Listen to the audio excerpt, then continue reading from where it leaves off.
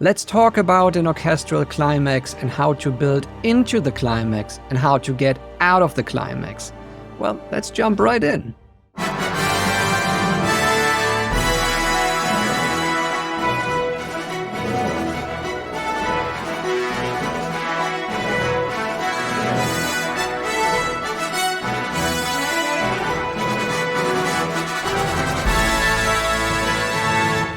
That's the big resolution. And at this point, the orchestration has to change.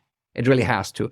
There is no sense in continuing this pattern right here, neither in the woodwinds or the strings down there.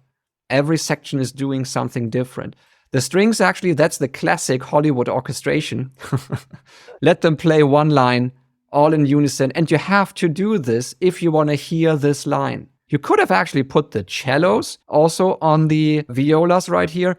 But honestly, I don't think this is really needed because, yes, you also put a little bit of a high EQ on everything and make it a bit softer. So let me actually show you first how the woodwinds change. Let's focus on the woodwinds, and I'm going to play this from here and we will transition into the climax.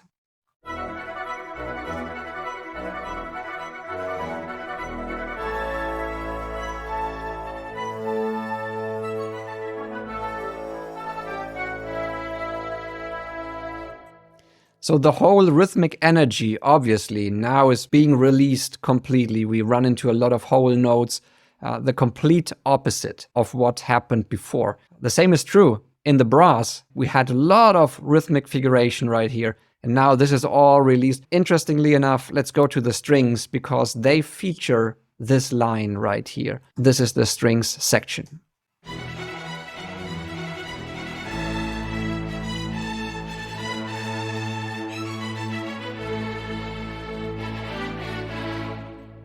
Yeah, and all together with this movement around the brass section, now this makes this big chord in the brass more interesting.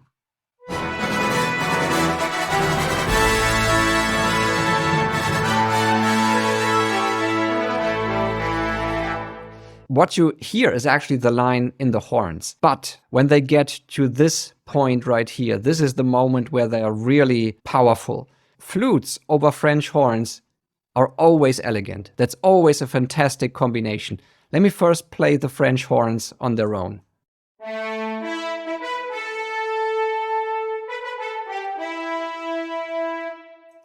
And now let's make them a little bit brighter.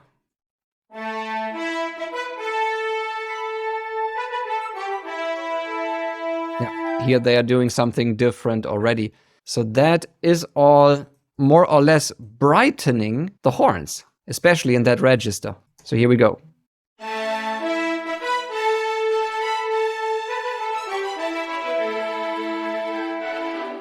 Yeah.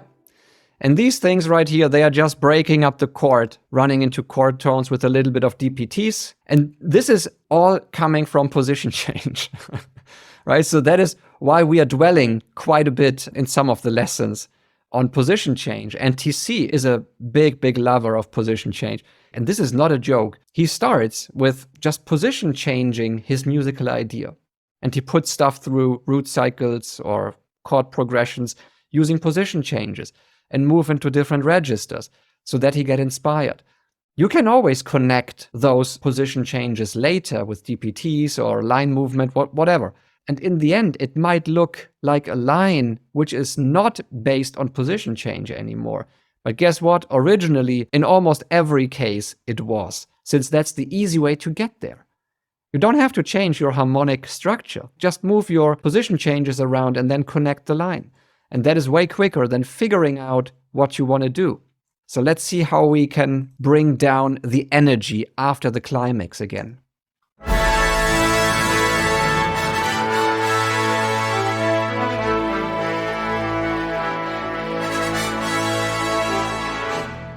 The funny part, this is all imitation.